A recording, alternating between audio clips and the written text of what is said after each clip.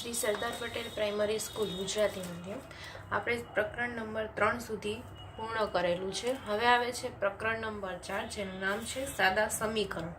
હવે સમીકરણ એટલે શું થાય? પહેલી વાત તો એ કે સમીકરણ છે કોને કહેવાય? તો સમીકરણ છે એ ધારો કે કોઈ સમીકરણ છે તો જેમ કે આપણે કહીએ કે ax વત્તા b બરાબર 0 એમાં હું તમને અહીંયા લખીને સમજાવું છું। ધારો કે આપણે કહીએ કે ax વત્તા b બરાબર 0 એમાં જ્યાં આપણે જોઈ શકીએ કે ax આ એક સમીકરણ છે। સમીકરણ છે એમાં હંમેશા ડાબી બાજુ અને જમણી બાજુ એમ બે બાજુ હોય છે। આ સાઈડ છે એને જમણી બાજુ કહેવાય અને બરાબરની આ સાઈડ છે એને ડાબી બાજુ કહેવાય।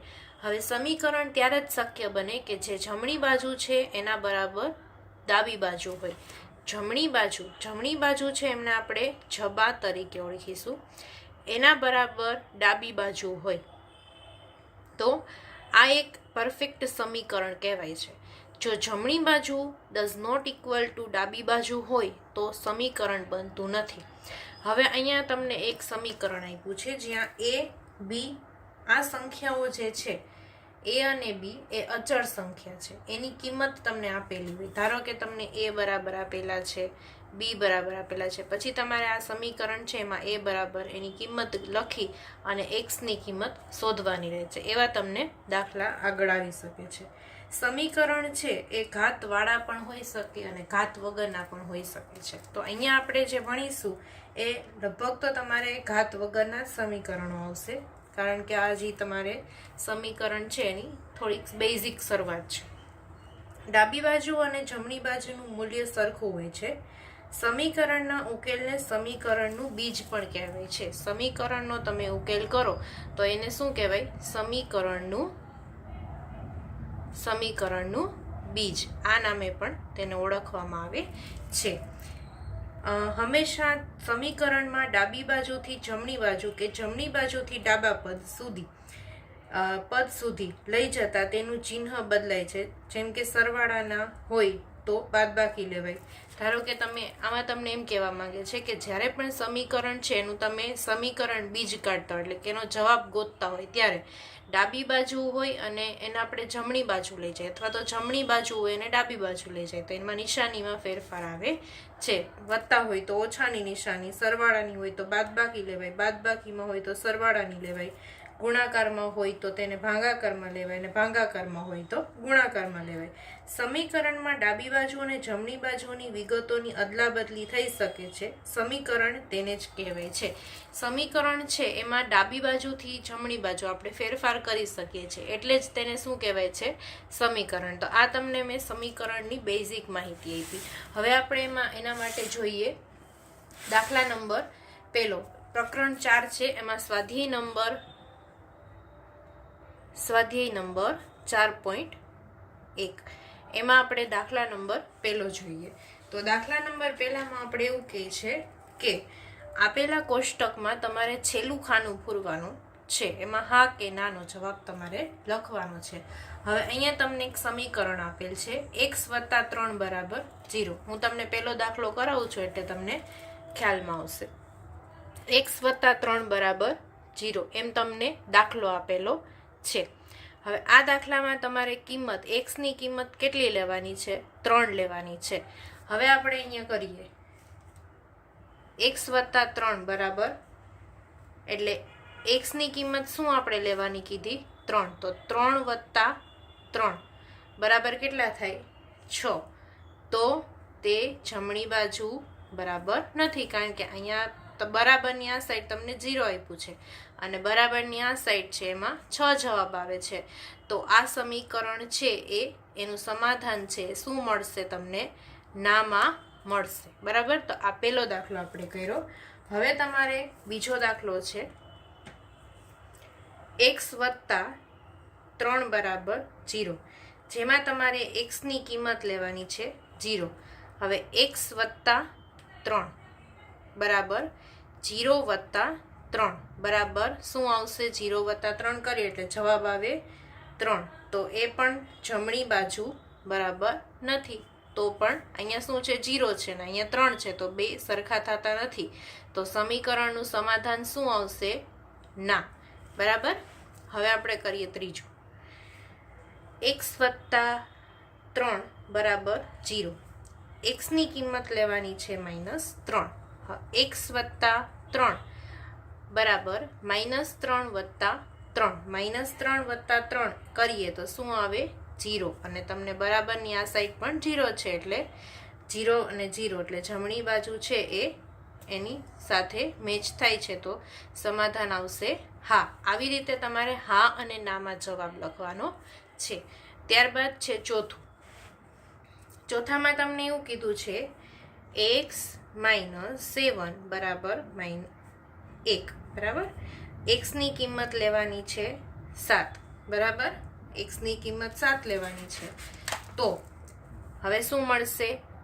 x - 7 બરાબર એક્સની કિંમત 7 - 7. તો 7 - 7 કરીએ એટલે આવે 0. તો જમણી બાજુમાં તે મેચ નથી થતું. અહીંયા 1 છે, તો અહીંયા શું આવશે જવાબ? ના. ત્યારબાદ પાંચમામાં તમને કહે છે x - 7 = 1. x - 7 = 1 એટલે એક્સની કિંમત અહીંયા લેવાની છે 8. તો આના માટે તમે જવાબ તમને મોઢે પણ આવડી જાય, પણ તમારે આ કિંમત તમારે ગોતવી ફરજિયાત છે. x - 7 બરાબર એક્સની કિંમત 8 - 7 બરાબર 1 એટલે જમણી બાજુ મેચ થાય છે, તો સમાધાન આવશે હામાં. બરાબર.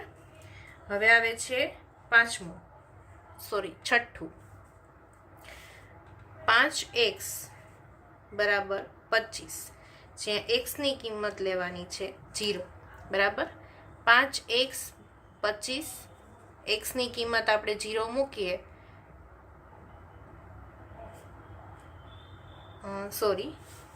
25 નહીં આવે અહીંયા. 5 અને 0 જવાબ શું આવશે? 0. અહીંયા કોઈ પણ સંખ્યાને આપણે 0 વડે ગુણાકાર કરીએ તો એનો જવાબ શું આવે? 0. એટલે અહીંયા આવશે જવાબમાં આવશે 0, જે જમણી બાજુ મેચ થતો નથી. તો આમાં પણ શું આવશે? ના. હવે આવે છે સાતમું. 5x બરાબર 25. 5x બરાબર 25. એની કિંમત x બરાબર 5 લેવાની છે. હવે 5x કિંમત આપણે મૂકીએ. 5x કિંમતમાં આપણે 5 મૂકવાની, એટલે 5 × 5 = 25. એટલે 25 એટલે જમણી બાજુ મેચ થાય છે. જમણી બાજુ મેચ થાય છે એટલે જવાબ આવશે હા. આ જ રીતે તમારે દાખલા બધાય કરતા જવાના છે. હવે એના પછી છે 5x. હવે તમારે આમાં 5x સમીકરણ જ છે, પણ એક્સની કિંમત ચેન્જ થાય છે, -5 છે. બરાબર. તો 5x બરાબર 5 × -5. જવાબ કયો આવશે? માઇનસમાં. એટલે જમણી બાજુ મેચ થશે નહીં, એટલે આનો જવાબ આવશે ના. બરાબર. હવે આવે છે 9મું. એમાં તમને m/3 બરાબર 2 આ તમને આપ્યું છે, અને mની કિંમત તમને આપી છે -6. તો m/3.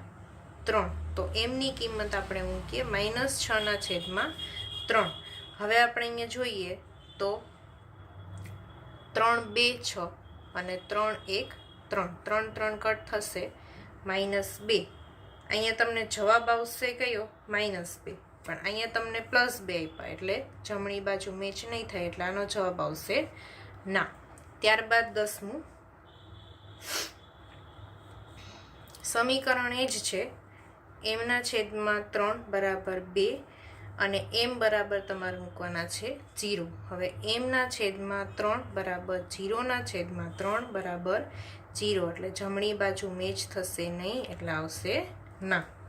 હવે તમને 11મું આપ્યું છે. એમાં m/3 બરાબર 2. m બરાબર કિંમત મૂકવાની છે 6. ખાલી 6 મૂકવાના છે. અહીંયા તમને -6 આપ્યા હતા. m/6 આપણે મૂકીએ 3. 3 ગુણ્યા 2 અને 3 ગુણ્યા 1.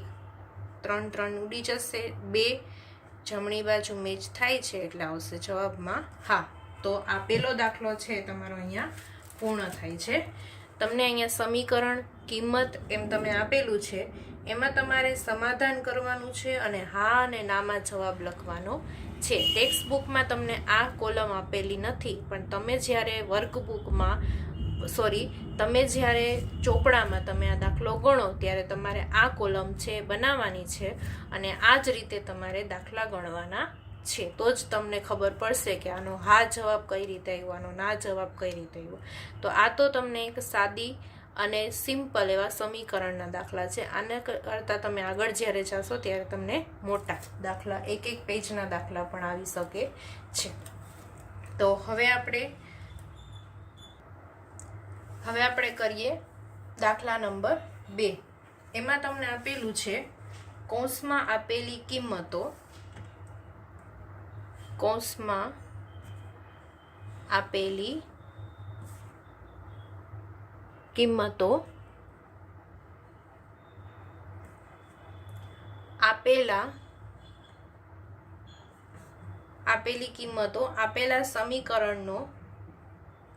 સમીકરણનો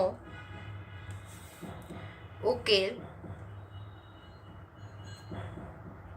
છે કે નહીં તે તપાસો. બરાબર, આવી રીતે તમને એક હેડિંગ આપેલું છે અને એમાં તમારે નીચે દાખલા ગણવાના છે. એમાં તમને પેલું આપ્યું છે n વત્તા 5 બરાબર 19 અને n ની કિંમત તમારે મૂકવાની છે 1. શું મૂકવાની છે? 1.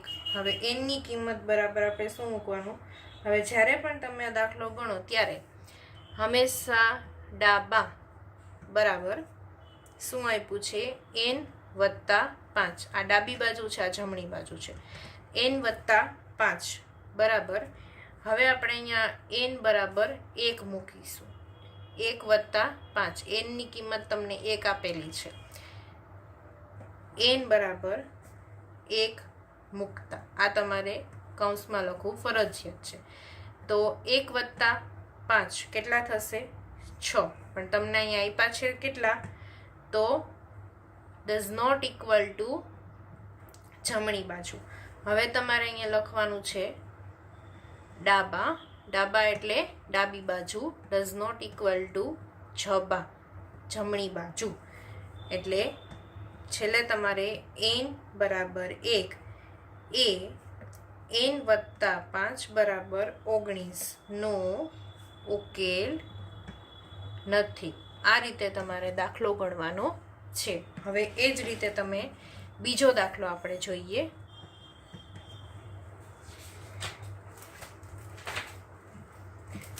બીજા દાખલામાં તમને આપ્યું છે 7n વત્તા 5 બરાબર 19. n ની કિંમત તમારે મૂકવાની છે -2 બરાબર. હવે આપણે જોઈએ ડાબા બરાબર 7n વત્તા 5 બરાબર 7 -2 વત્તા 5, n બરાબર -2 મૂકતા બરાબર. અહીંયા આપણે n બરાબર 7 2 14 એટલે -14 વત્તા 5 માઇનસ પ્લસ નિશાની અલગ અલગ, પ્રક્રિયા બાદબાકીની. તો 14માંથી 5 જાય તો કેટલા વધે? 9. કેટલા આવશે? 9 બરાબર. અહીંયા તમને જો નિશાનીમાં ખબર ન પડે અને તમે 14 વત્તા 5 બરાબર તમે 19 કરી નાખો તો તમારો દાખલો પડે ખોટો. એટલે જ તમારે નિશાની અલગ અલગ છે એટલે પ્રક્રિયા બાદબાકીની. જવાબ આવશે 9. તો 19 સાથે મેચ થશે નહીં. અહીંયા 19 સાથે તે મેચ થશે નહીં એટલે ઉપરની જેમ જ તમારે ડાબા ડઝ નોટ ઇક્વલ ટુ જબા બરાબર. માટે 7n વત્તા 5 બરાબર 19 એ n બરાબર -2નો ઉકેલ નથી. બરાબર, આ રીતે તમારે બીજો દાખલો. હવે આપણે જોઈએ ત્રીજો દાખલો. એમાં તમને કીધું છે 7n વત્તા 5 બરાબર 19 અને n બરાબર લેવાના છે 2. હવે અહીંયા આપણે જોઈએ ડાબા 7n વત્તા 5 7 2 વત્તા 5 n બરાબર 2 મૂકતા. બરાબર, n બરાબર આપણે 2 મૂકીએ છીએ. ત્યારબાદ 7 2 14 વત્તા 5 14 વત્તા 5 એટલે કેટલા થશે? 19. અને 19 છે એ આવી જાય છે તો તમારે લખવાનું ડાબા ઇક્વલ ટુ જબા આવી જાય છે એટલે ઇક્વલ ટુ, એટલે n બરાબર 2 એ 7n વત્તા 5 બરાબર 19નો ઉકેલ છે. બરાબર, તો એનો ઉકેલ છે એટલે એનો જવાબ આવશે હામાં. બરાબર, હવે આવે છે દાખલા નંબર 4, 5 અને 6. તો આ દાખલા તમારે તમારી જાતે કરવાના છે અને તમને આવડી જ જશે એવી ખાતરીથી તમારે ગણવાના છે. ક્યાંય પણ તમારે ડાયજેસ્ટનો અથવા નવનીતનો ઉપયોગ કરીને ગણવાના નથી અને ક્યાંય પણ જોઈને પણ ગણવાના નથી. તમારી જાતે તમે દાખલા ગણજો. હવે એના પછી છે દાખલા નંબર 3. આમાં જે બાકીના 3 દાખલા છે તમે જાતે કરજો. નીચેના સમીકરણો ચલની જુદી જુદી કિંમત મૂકો. નીચેના સમીકરણો ચલની જુદી જુદી કિંમતો મૂકી ઉકેલો. બરાબર,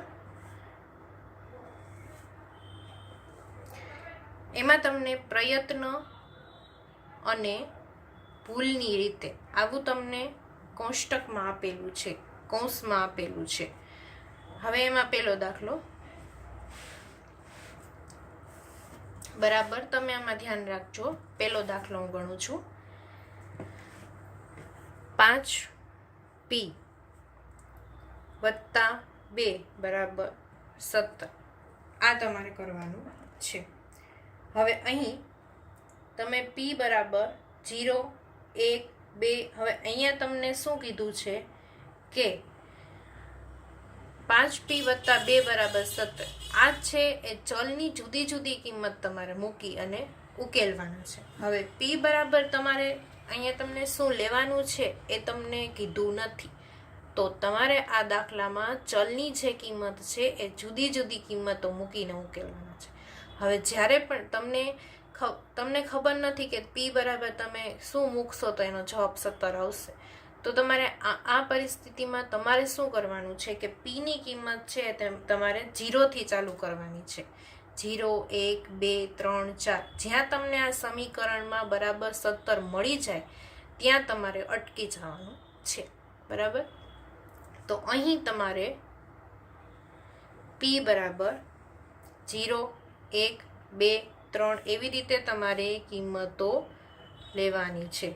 તમારે આ દાખલો છે તમારો કેવડો મોટો થાય એ તમે જ્યારે ગણો ત્યાર પછી જ તમને ખબર પડશે. હવે તમને ડાબા 5p વત્તા 2 પહેલાં આપણે શું મૂકવાનું છે? 0. બરાબર, અહીંયા તમારે કૌંસમાં લખવાનું કે 0 લેતા. આ તમે ન લખો તો પણ ચાલે. p બરાબર 0 લેતા. દરેક વખતે તમે ન લખો, ખોટો દાખલો તમારો મોટો થાય. એટલે 5 વત્તા 0 એટલે અહીંયા 0 વત્તા 2 એટલે તમારો જવાબ શું આવશે? 2. તો એ 17 સાથે તમારો મેચ થતો નથી એટલે અહીંયા તમારે આ રીતે લખી નાખવાનું. હવે તમારે લેવાનું છે ડાબા 5p વત્તા 2. 5p વત્તા 1 લેવાનું છે તો જવાબ શું આવશે? 5, 1. 5 વત્તા 2 એટલે 5, 6 અને 7 એટલે એ પણ મેચ થતો નથી.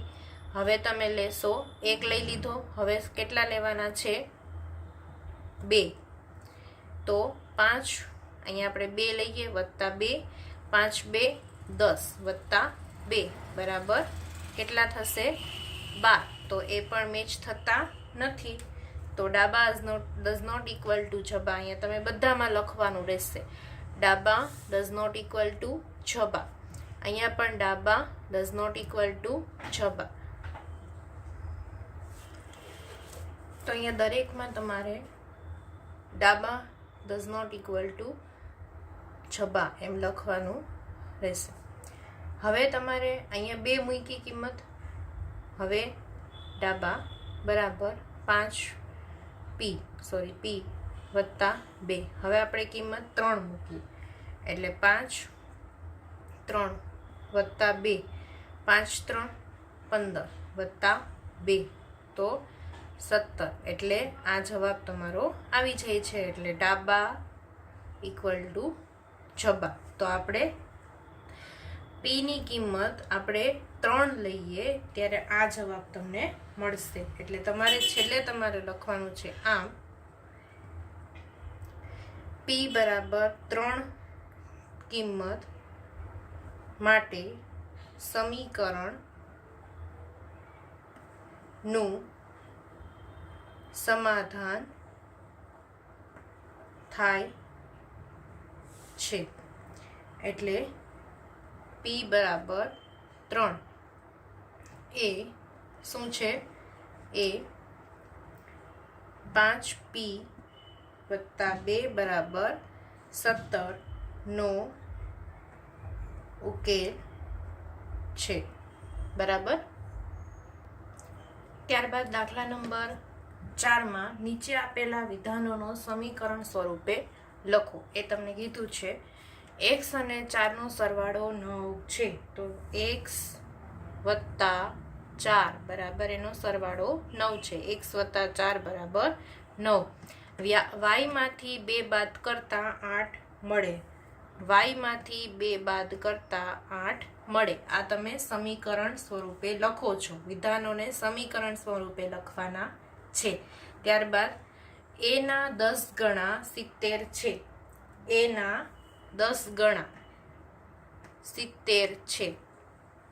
એક સંખ્યા b ને 5 વડે ભાંગતા 6 મળે. એક સંખ્યા b ને 5 વડે ભાંગતા 6 મળે. બરાબર. ત્યારબાદ છે t નો 3/4 ભાગ એ 15 છે. t નો 3/4 ભાગ એ 15 છે. m ના 7 ગણા માં 7 ઉમેરતા 77 મળે. m ના 7 ગણામાં 7 ઉમેરતા 77 મળે. પછી છે એના પછીનું કોઈ એક સંખ્યા x ના 1/4 માંથી 4 બાદ કરતા 4 મળે. કોઈ એક સંખ્યા, ધારો કે કોઈ એક સંખ્યા આપણે x ધારીએ 7માં, તો એમાં x માં 1/4 કોઈ એક સંખ્યા x ના 1/4 તો 4 -4/4 માં 4 બાદ કરતા કેટલા મળે 4 મળે.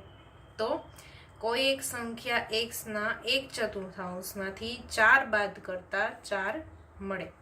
ત્યારબાદ 8મું, y ના 6 ગણામાંથી 6 બાદ કરતા 60 મળે.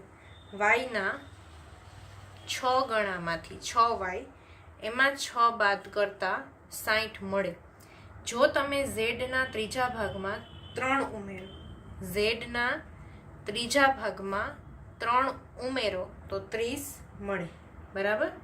તો આ રીતે તમારે સમીકરણની રચના કરવાની છે. હવે તમને દાખલા નંબર 5માં એમ કીધું છે કે નીચે આપેલા સમીકરણને વિધાનના સ્વરૂપમાં લખો. p વત્તા 4 બરાબર 15. તો p માં 4 ઉમેરતા 15 મળે છે. તો આ રીતે તમે લખી શકો ત્યારબાદ તમને કીધું છે બીજું m-7 બરાબર 3. તો m માંથી 7 બાદ કરતા 3 મળે છે. 2m બરાબર 7. તો m ના 2 ગણા 7 થાય છે. m ના છેદમાં 5 બરાબર 3. તો m નો 5મો ભાગ 3 છે. ત્યારબાદ 5મું જોઈએ. 3m ના છેદમાં 5 બરાબર 6. તો m ના 3 ગણા ને 5 વડે ભાગતા 6 મળે છે. 3p વત્તા 4 બરાબર 25. તો p ના 3 ગણા માં 4 ઉમેરતા 25 મળે છે. 4p - 2 બરાબર 18. તો p ના 4 ગણા માંથી 2 બાદ કરતા 18 મળે છે. p ના છેદમાં 2 વત્તા 2 બરાબર 8. તો p ના અડધા ભાગમાં 2 ઉમેરતા 8 મળે છે. તો આ રીતે તમે સમીકરણને વિધાનના સ્વરૂપમાં લખવાનું છે અને સમીકરણ ઉપરથી તમારે વિધાન લખવાના છે. વિધાન ઉપરથી સમીકરણ અને સમીકરણ ઉપરથી વિધાન, આ રીતે પણ તમને પૂછાઈ શકે છે. હવે તમારે આવે છે એનો દાખલા નંબર 6. એમાં તમને પહેલામાં કીધું છે ઇરફાને કહ્યું કે તેની પાસે પરમિત પાસેની લખોટીના 5 ગણા કરતા 7 લખોટી વધુ છે. તો ઇરફાન પાસે 38 લખોટી છે, તો પરમિત પાસેની લખોટીની સંખ્યા કેટલી થાય? ધારો કે પરમિત પાસે m લખોટી છે. ધારો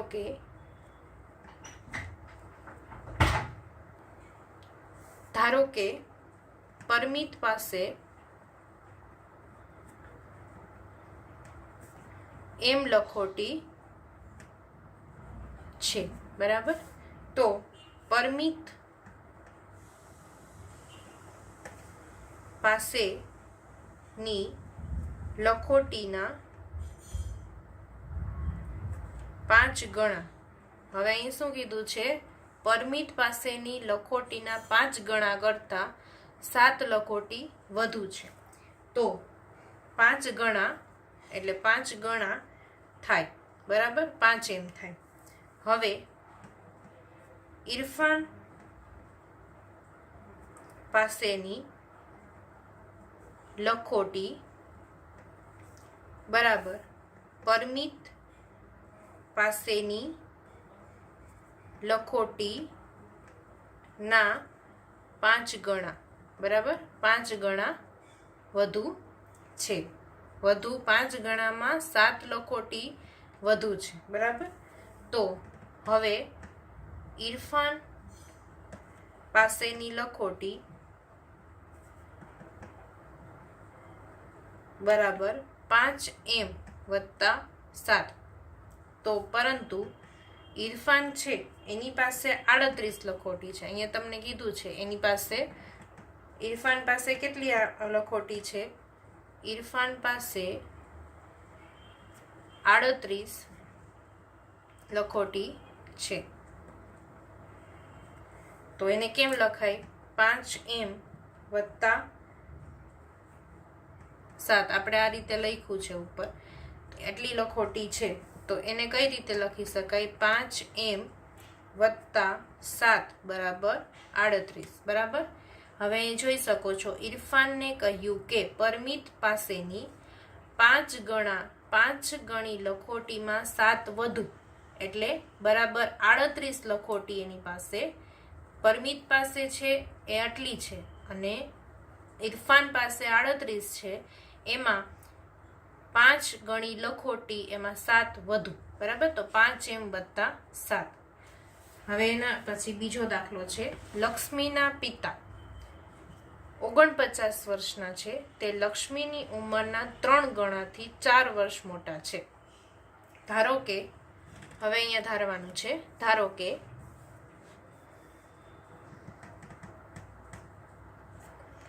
લક્ષ્મીની ઉંમર y વર્ષ છે.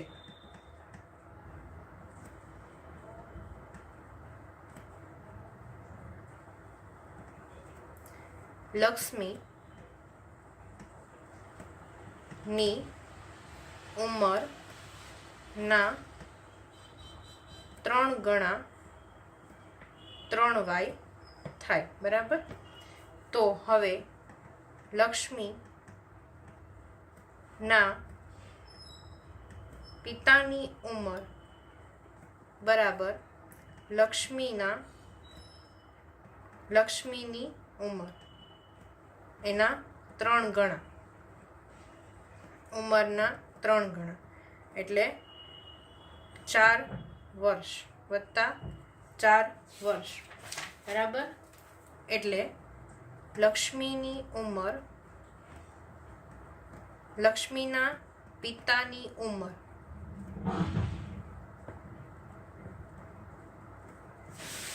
બરાબર 3y વત્તા 4 વર્ષ, એટલે લક્ષ્મીના પિતાની ઉંમર 3 ગણા, એમાં 4 વર્ષ વધારે મોટા છે. લક્ષ્મીની ઉંમરમાં આપણે y ધાર્યું છે, પરંતુ હવે અહીંયા લક્ષ્મીના પિતાની ઉંમર